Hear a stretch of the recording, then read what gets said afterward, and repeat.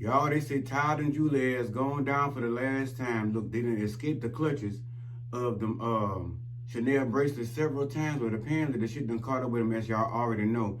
Listen, but there's more to the story, and I'm about to bring y'all the shit, kind of from the background up to the rear, right? All right, so y'all want to discuss it? And of course y'all do, because y'all probably been waiting on me to talk about this shit. Here we go. It's the AJ Red Show, starring me, AJ Red. Look, don't forget to like, subscribe, comment, and share. Y'all ready to get into this next topic? Let's go. What's going on? It's your boy AJ Red. I'm back again with another video, of course, and another episode of the AJ Red Show. Discussing tonight's topic. Tonight will be, of course, Todd and Julie Chrisley motherfucking ass going down to the motherfucking pokey. But before I get into all of that, let me go ahead now. If you are new to the channel, please go ahead now and click that subscribe button. That's that motherfucking bell button. Of course, it says subscribe, duh, right? And then hit that thumbs up button. That's the like button. That helps a brother out a lot. And please share these videos with your friends, your family, 18 and above, because, you know, I be cussing that shit, so I don't want y'all to be sending no shit to your boss man, no preacher, pastor, no shit like that, or somebody that's a devout Christian, or, an underage child, because this language is not for them, as though I post my videos. But anyway, share these videos with somebody, okay? So listen, I'm trying to catch up again, like I told y'all on these videos. I'm doing more topics. I am still trying to catch up from my hiatus for my birthday, but at the same time, I still want to make sure to bring y'all the best of me and give y'all that crazy ass shit that laughs, or that shit y'all talk about over there in the comments and whatnot. So, and I have been, again, spending a lot of time trying to be doing these one-on-ones to get to do meet and greets, at least virtually, with everybody that makes comments, join the page, join the channel, support me, my good old cousins. So yeah, like I said, I'm not to the point yet. I've hired a team to help me with all this stuff, but gradually we will get there, okay? I'm sure, like I tell y'all all the time, DJ Khaled is my theme song all the way up. And shit, there's several others, but that one right now sticks in mind because I have so many endeavors that I want to conquer. But anyway, with that being said, I'm back again, making sure I get in touch with y'all and let y'all know what's going on. Of course, y'all already know, like I said, tonight's topic, Julie and Todd Chrisley being convicted of wire fraud and all this other shit. Him getting 12 years, her getting 7 years, and finally being convicted, and the shit caught up with them. I fought the law and the law won. So that's basically their case right about now. They fucked around with the thing and then it got tapped on their hand. So y'all already know about that. Y'all already know about the sentencing. So now I'm just going to tell y'all some shit that I've heard and my point of view on the whole entire thing. So Todd and Julie Chrisley, of course, y'all know, are reality show stars. They have the show, which I watch. I'm a fan of, have been for quite a while. I love the shit out of Nanny Faye. Nanny Faye always doing some crazy ass, off the wall ass bullshit that I think my grandmother would probably do had I been in the reins of being rich and famous. Hell, my mama, if I gave my mama the will to do some shit like that right now, Nanny Faye reminds me of my own mother, actually, because my mama always was doing some crazy shit. She's still doing crazy shit, and just watching them play off of each other's personality as a family together. And it was a really good show. But apparently that show has come to an end because of their imprisonment and their sentencing for the shit that they've done. Now, watching the show, y'all always noticed that Todd was the one to try to teach the kids a life lesson of how they need to earn money, spend money, and all this different shit. I don't know if he had some kind of plan of getting their ass into wire fraud or some shit like that later on in the game and showing him how he really made his living. But the bottom line is, like I said, I'm a fan of the show. I'm a fan of theirs. And I'm going to tell you how I really feel about the situation, person to person, heart to heart. At the end of the day, yes, they've been sentenced. And one of my issues is currently they are still out, waiting to go and turn themselves in January. Now, as much as I love these people and like they're showing shit like that, Nanny Faye and them, I feel like this is fucked up. This is really fucking up the thing. This is a really blurred perception of how jail is supposed to work, okay? I feel like, how in the fuck is it y'all got convicted and sentenced, damn near a month ago, if not more, and here it is now, y'all still ain't turning yourselves in until January of 2023, and it's now December. I'm thinking that's some crazy ass shit, because in my mind, the way I seen court go, basically, once you convicted and they tell your ass you got to serve a sentence, they tell your ass come on in the bite, and you still got them Chanel bracelets on. You know, they might have taken them off for the trial, but you know, you about to put them hoes back on, and you go into the back, and you know you finna sit down till the bus come back to pick your ass up and take you on to the yard for the long haul. Now, I don't understand what the fuck it is if you have money, that if you convicted of some shit, that you get some time to get your affairs in order and find out who gonna pay the bills and who gonna take care of the house and all, which they ain't got no house to take care of, because from what I understand, with this conviction, they silly ass got to go and sell them fucking houses they done went over there and bought over there in Nashville. Because they have a lot of restitution to pay. They got a lot of money to give back. They got a long motherfucking sentence. He got 12, she got 7, and then 16 months on the ankle bracelet when they do come out. Now, I imagine they probably going to do half of that, maybe a third with good behavior or something like that. But the bottom line is, y'all have been convicted. Y'all are prisoners. Y'all are a ward of the state of Florida. Y'all supposed to have been carried down to the thing, bust off to the situation, and get y'all number and shit like that, and take your photo in front of the thing in your black and white outfit, and take your ass on to the back and wait for them to have chow, you know, in the prison. Wait for them to lay around there and serve y'all some dinner. But apparently they're gonna be in these old plush ass prisons where they got Wi-Fi. For those of you all who don't know what Wi-Fi is, Wi-Fi. They gonna have internet access and all this other bullshit.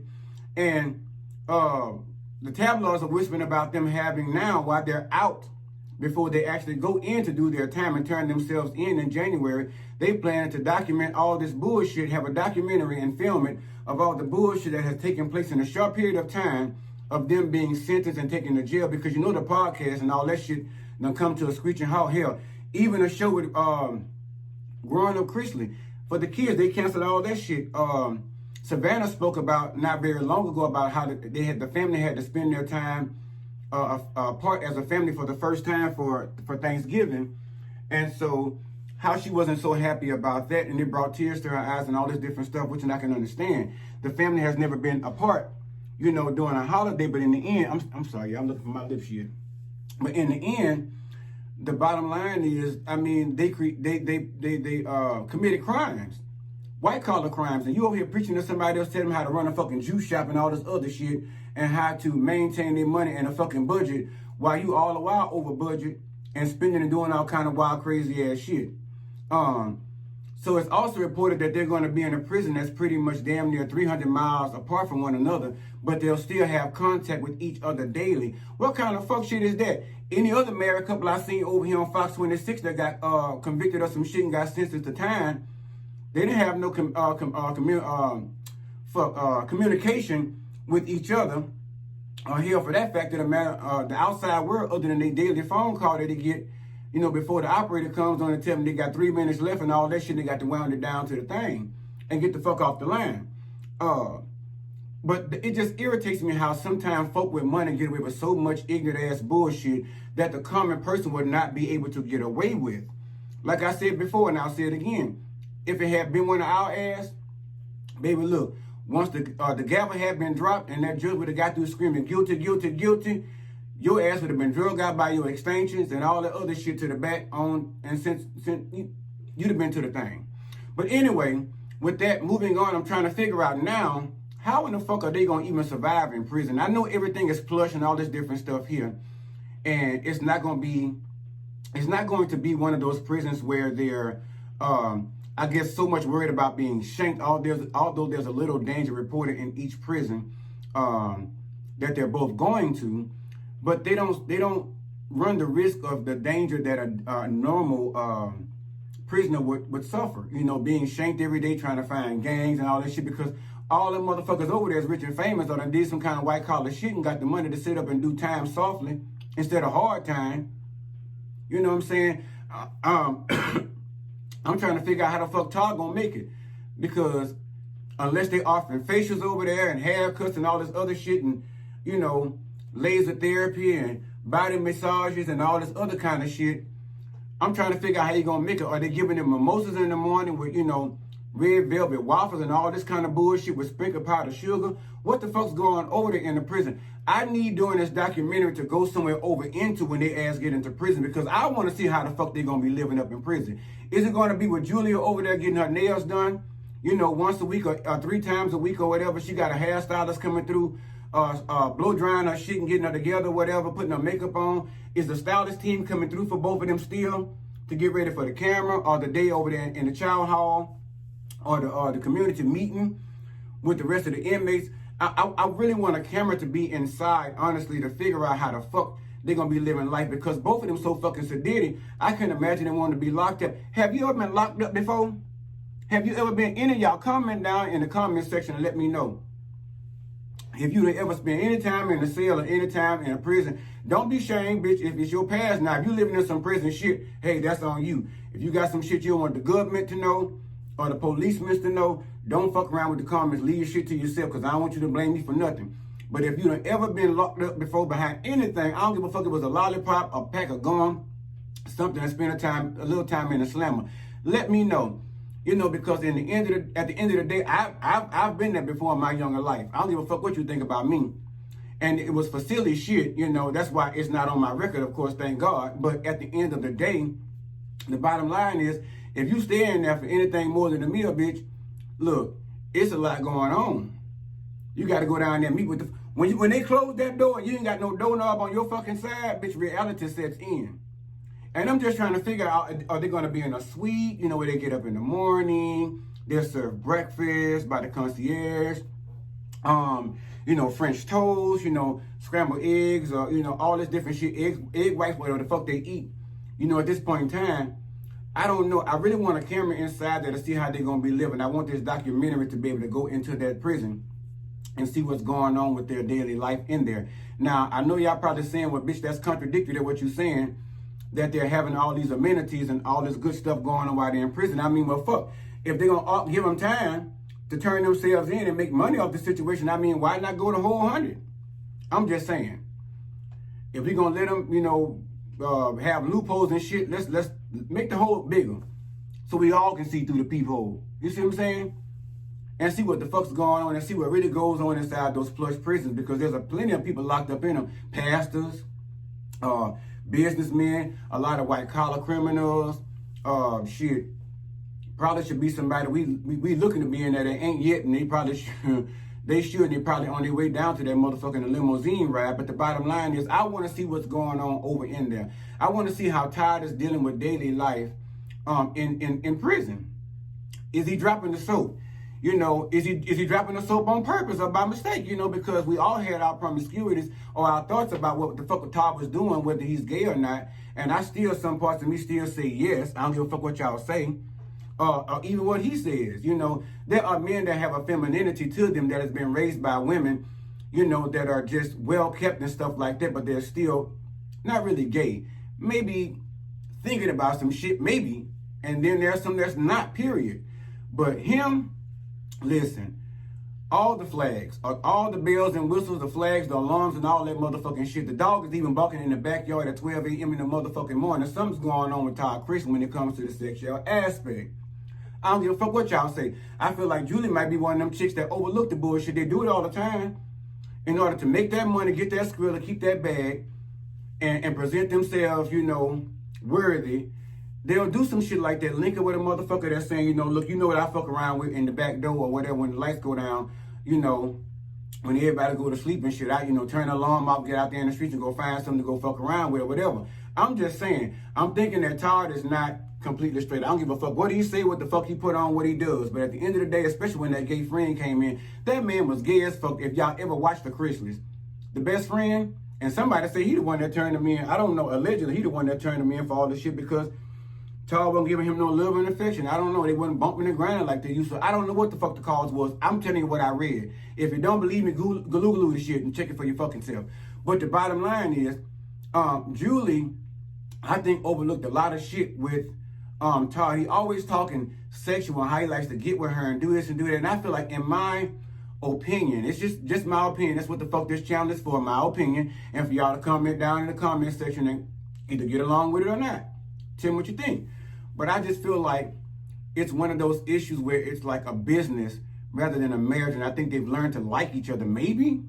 You know what I'm saying? Because he done talked about it too much, about how he wants to be up on her and fucking all this other shit. What does he have to prove? Who is he trying to, what is he trying to deflect? What type of idea? You see what I'm saying? What narrative are you trying to spin on us or put out there? So I feel like a lot of times when a person is always harping on a certain topic, and highlighting so much, bitch, you harping on it too much for some particular reason. And 9 times out of 10, it usually ain't good, or it has a lot of mysteriousness to it, if I may say so. So, yeah, I don't understand how they're getting all these motherfucking amenities, and I really want to know how they're gonna make out. I'm trying to also figure out if anybody went over there to the motherfucking house and knocked on the door and checked on there in the face. I'm pretty sure all this motherfucking excitement is getting her heart in an uproar. You know, although she's probably not worried about her house being taken or whatever, or Savannah or any of the rest of them, it seems like their property has been, is secure.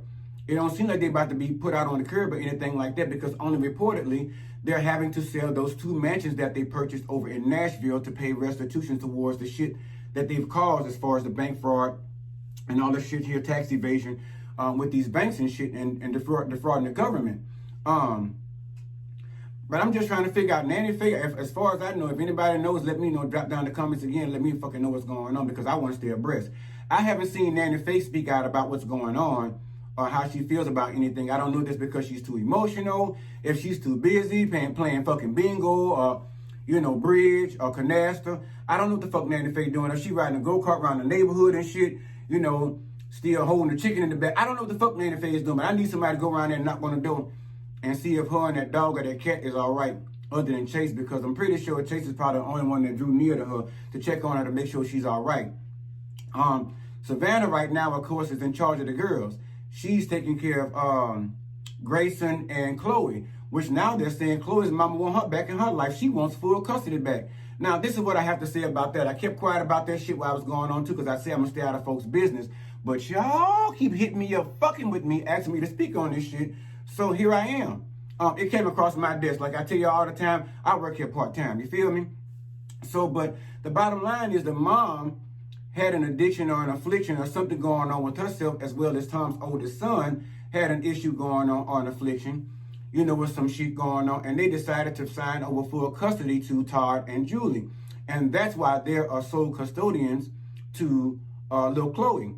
But now that they ass gone up the river, Savannah apparently has been one of the business factors in order set as to be the guardian for Grayson and Chloe, and to be there to take care of them. And Savannah now says that the kids need more love and all this stuff, and a positive environment at home because of all the shit that they went through, are currently going through, and it pertains to the family. Because this got to be fucked up. You know, one day eating goose liver and pate and goat ribs and shit like that, and oxtails and whatnot and so forth, and, you know, shrimp and all this different stuff, dipped in cocktail sauce and all that shit. And now they facing probably eating hot dogs. You know, Ostamar, who knows? You know, ramen noodles. We don't know what the fuck the future holds for the family, but apparently Todd and Julie has a plan to uphold the bloodstained banner when it comes to the financial aspect. They said, well, shit, we've been doing it for this long. You know, why not, while we out free on bond, before we got to turn ourselves in, why not flip a coin off this shit so we can make sure Nanny Faye and the children are taken care of, and we still got Grayson's and Chloe's college fund maybe covered, or still putting something into it while we doing our motherfucking bid upstate. Well, not upstate, but y'all get the picture. Exactly. Right? So, I mean, you got to think about it. The motherfuckers are smart, but not smart enough. You see what I'm saying? My grandma always says some motherfuckers are too smart for their own good. And the aspects of that tax evasion and that fucking other shit and wire fraud, too smart for your own good. You fucked up the thing. You know what I'm saying? So, I guess you're going to teach another life lesson as to what not to do to your kids and chase and tell them all what not to do, because you've been trying to put up such a good brave front as to being such a good parent and what a good person should be like and what life should be, which is what every parent should do. But at the same time, you have to, and I don't like to use this term, but you have to live the life that you are talking about. Or you have to exude that, especially when you're raising children. You can't be out here fucking around with wire fraud and tax evasion just to make your family come up and live. Y'all could have still lived a good life probably out what y'all was making with the show. Y'all didn't need all them fucking houses. That's the problem. Motherfuckers get greedy. They get greedy. Like, you can only live in one house at a time. You can only drive one car at a time. Although it's okay to own multiple cars, I'm not saying that's wrong. But two houses in the same motherfucking state, what were y'all doing? Or same city, what were y'all doing? Y'all planning to break up? Or were y'all just building a real estate? Because y'all know Julie was allegedly in real estate. And of course, that's how Todd, I think, started his riches. And he, again, also more why they should have fucking known better, knowing the tax laws and shit, went them into real estate. But you would have thought they would have known better. So how in the fuck can you turn around and preach to somebody what the fuck you're not putting into action? Hint, hint, that's for a lot of y'all out there. Stop going around preaching to motherfuckers what you're not doing. Period. If you ain't doing it your motherfucking self, you would need to put some Gorilla Glue or maybe put some temporary glue on the motherfucking lips, on the motherfucking whisperers, you know what I'm saying, them soup coolers, and chill the fuck out for a minute. Because that's what they about to do. You know, not optional, but this is what it's come to. They about to go cool their motherfucking heels in the red top. But, you know, again, I'm really trying to follow this to find out what it holds for the family, what it holds for the kids, what it holds for Nanny Faye, even little Chloe's future. You know, Grayson is not grown yet. He's 16, which was involved in a car accident somewhere when all this shit was going on. Everybody's saying he's doing better. He's coming along fine. He's doing great at this point, but it's still, you're teaching your children lessons in a way. I always say that life is the best classroom for people, right? But if you go through something, or if you see something on the horizon that don't look right or looks fucked up, why the fuck would you still keep trucking? Pull this motherfucker over and reevaluate the map. Check the navigation system. See what the fuck's going on. Check your path. See if you spiritually on the right journey and see what the fuck you're supposed to be doing. And if it don't look right, leave it alone. Or at least reevaluate, like I say, and see what else could be done. Or see if you do punch it, be ready. Be ye ready this day. Is all I got to say. You know what I'm saying? Because there's a lot of things that can come with that territory as they're now experiencing. But I like them, but I'm still angry about the fact that because they have money, that they are free to move about and get their business in order for court purposes, just to go down there and turn themselves in to serve their prison sentence next year. You know what I mean? It's a bit disheartening. It's a slap in the face to those that are regular citizens that don't have the capital to actually be put in this situation to do these types of things, or even have have something like this as an option. I just think it says a lot for the justice system. I'll be honest. I mean, and how they look at your status and who you are and what you've accomplished, although you've actually screwed up and fucked up the situation. Rightfully so. I mean, I probably wouldn't have given them as much time as they've gotten as the judge. You know, I probably would have given Todd 6 years, but he had to serve 3 mandatory, you know, and come out and still pay restitution and sell them motherfucking houses and still run around with that ankle bracelet on for another 3 years and having to pay for that. And Julie, 7 years, probably giving her 3.5 and still coming out with 3 years, you know what I'm saying, to pay for that ankle bracelet and be monitored and be taught a lesson just like they've been trying to teach their children. Because every time, adults are not always right. I tell you, I don't give a fuck how old you are. There's always a lesson to be learned. Trust me. Trust me on that. There's always a lesson to be learned daily. If you open your mind and be receptive to daily life and see what's going on and what's behind you that you've accomplished and not accomplished and fucked up, and what's to become ahead, and how you can rectify things and make things better for yourself, listen. Life is ever turning, ever learning, ever teaching. Every time you wake your ass up, how the old folks say, just keep on getting up.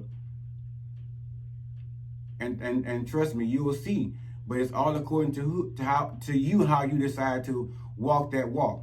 Yeah, shit gonna happen. Shit is going to happen. I can guarantee you that. But at the end of the day, it's how gracefully you deal with that shit and walk through it.